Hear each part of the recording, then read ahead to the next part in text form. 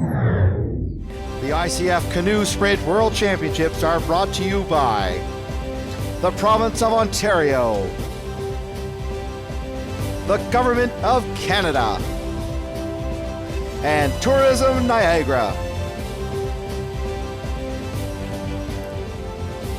And up next is race 160, the B final of the Junior Women's K1 500 meters. In lane number 1 at the top of your screen, Japan's Yumi Nakamura. Lane 2, Korea's Hanbyul lead.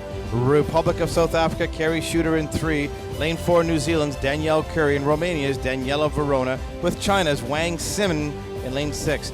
Lane 7, Norway's Mart Solhag. In lane number 8 from Mexico, Rosa Luna. And Portugal in lane number 9, Marcia Aldeas.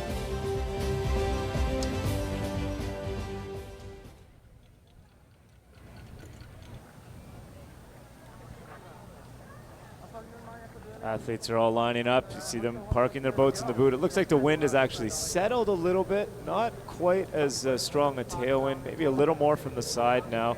They shouldn't have too much trouble lining up. But looking at the flags, yeah, the wind's still blowing.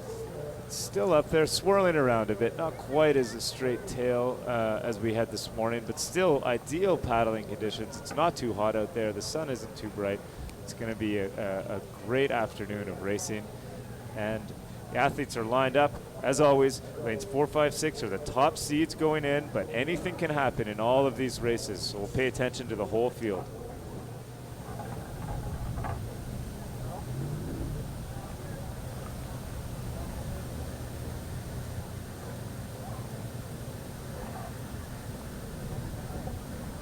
As all the paddles rise, that's the signal they've received from the start judge that ready, set, and now they're set, and then it'll be go.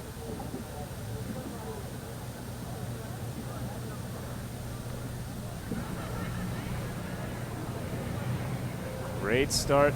Balance is always an issue on the start when they're up balanced on one without a paddle there, and it was a false start apparently. A false start. We'll see if we can hear who jumped the start, but that's what happens in these regattas. Everyone wants to do well. You want to get that edge out from the start. It's a nice mental advantage. Yeah, and you can see the officials, once again, if they have any inclination or if there's been a foul, they'll call the race back. Like I've mentioned before, they get themselves ready. Here on the replay, let's see if we can see who jumped it. Looks like lane 7 maybe, but lane 4 as well was up there. But my guess is lane 7. Obviously, that's unofficial. But lane 7, Norway, looked like she may have just pushed into that gate a little bit early. That's what happens. We saw a few this morning, and the athletes know this is all part of the game. They reset, and in fact, very often some of those athletes we've seen that jumped the first start have actually gone on to win the race, like Andre Creator and a few of the others this morning. But how interesting, like with the boot, how can you actually have a false start with the boot?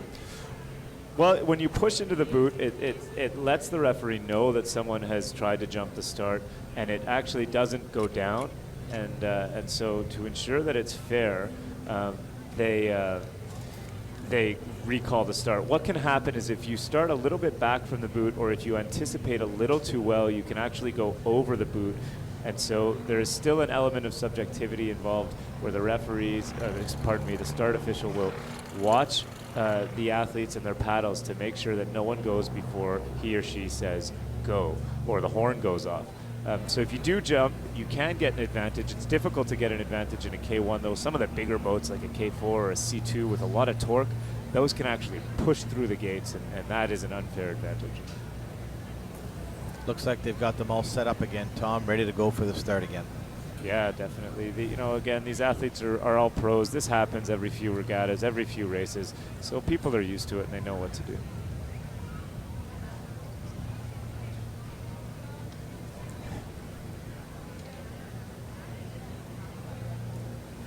And they are off. Lane 4 is out, just a little bit ahead. It's a long way, that's 500 meters. And look at lane 9, Portugal. Great start for the Portuguese athlete. Very impressive, but at the top of your screen, you'll see in lane 4, the New Zealander will be starting to turn on the jets, but the Romanian, Daniela Verona, in lane 5, is starting to set a pace. Yeah, they want to win this. You want to come in top 10 in the world. It's a great honor to be up there. I mean, there's so many young, strong athletes. It's a very deep field, these junior women K1 athletes, so you want to win. It's nice to be in the top 10. And here's a shot of lane number 6 from China, Wang Sim. Good for her, great for the program. A B final, one of the faster qualifiers. Should be interesting to see what she's got. Norway looks very strong right now. Red boat, red shirt in lane 7. Very strong paddling, but out in the middle, it looks like the Romanian athlete with the white boat and the pink shirt right in the middle of your screen is leading right now, but it is very close. A very close race coming into the 200 meters. Neck and neck between lane 7, Norway, and lane 5, Romania, and lane 9, Portugal is up there as well. Coming into the last 150, it is a very close race for first.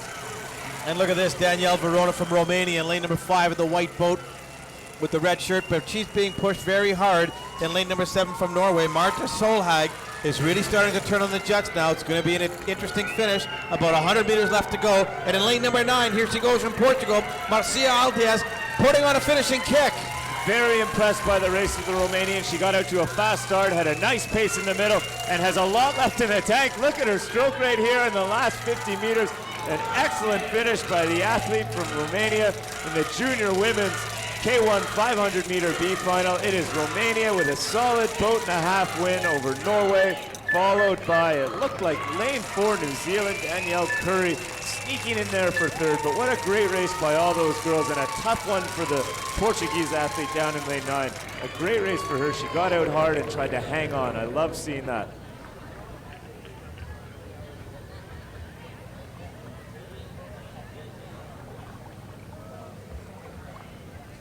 And there's our winner from Romania, Daniela Verona. 10th in the world in junior women's K1 500 meters. Off the line, look at lane 9 at the bottom of your screen. An excellent start by the Portuguese athlete, and up in the middle in lane 4, the New Zealander Danielle Curry off to another amazing start. And at the middle, look at this, 3 boats in a line, and too close to call at the 500. Very good race plan by the Romanian. Excellent, excellent race plan.